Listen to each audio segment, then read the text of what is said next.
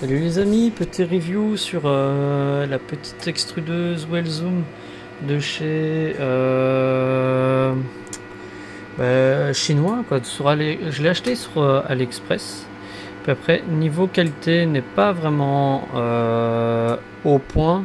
J'ai dû faire beaucoup de modifications en tant qu'électronique que niveau ventilation. Comme vous voyez, j'ai créé un refroidisseur spray pour ventiler, parce que au début on avait des petits bacs à eau comme ceci avec des pompes qui sont ici et sont vraiment pas terribles. Et alors pour le PLA ça faisait des petites bulles d'eau dedans et quand tu imprimais c'était la mort, donc du coup j'ai arrêté.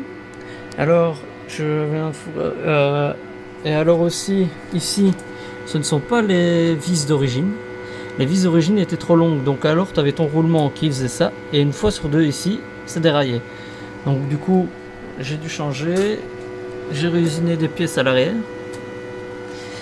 Et alors, voilà quoi. Et alors, ici, c'est du pellet avec un peu de restant de PLA recyclé. Et alors, pour le moment, tout a l'air d'être bien. C'est plus ou moins synchro. C'est ça en fait, c'est surtout la synchronisation. Alors moi ici, je règle rarement sur celui-là parce que ces potards là sont vraiment entre nous merdiques. Du coup, j'utilise celui-là.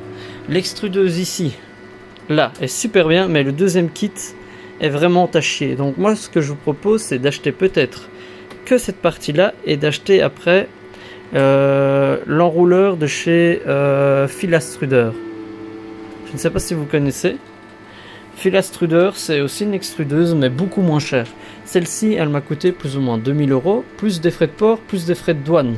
Parce que les frais de douane, et encore, la société, là si vous achetez à la même société là où je l'ai acheté, ils se sont trompés dans la facture et ils ne veulent pas me rembourser les frais de douane. Car ils ont mis 200 € sur la facture, car c'est des personnes un peu malhonnêtes. Du coup, là maintenant, après avoir réparé beaucoup de choses dessus, elle fonctionne. Je vais pas la lâcher pour l'instant. Et alors, je vous mettrai dans les liens pour une extrudeuse Filextruder qui est pour moi de meilleur marché et de même peut-être de meilleure qualité. J'ai un ami qui va en recevoir une, je vous ferai un review dès que le confinement sera 100% aboli. Et alors, hâte de vous montrer cette petite machine. Du coup, ceci là, je vais vous proposer, pour ceux qui m'ont déposé du PLA, des chutes de PLA, je vais vous proposer déjà 3 mètres, un échantillon de plus ou moins 3 mètres de filament 100% pellet, pour vous dire quelque chose, pour que vous voyez à comment ça ressemble, si ça s'imprime bien. Et puis après, quand j'aurai assez de PLA pour en faire une grande quantité en une fois, je vous enverrai aussi un échantillon de ce que vous m'avez apporté. Et alors du coup, comment? J'ai déjà fait des tests avec le PLA recyclé, ça fonctionne super bien.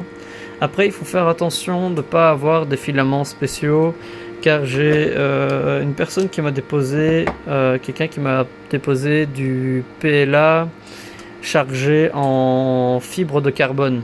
Et alors quand je l'ai passé sur l'extrudeuse, ça allait, vu que si c'est une plus grosse buse.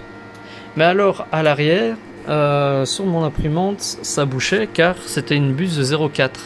Que pour du fibre de carbone ou par exemple du PLA bois ou des choses comme ça, ceux qui sont chargés en particules, c'est mieux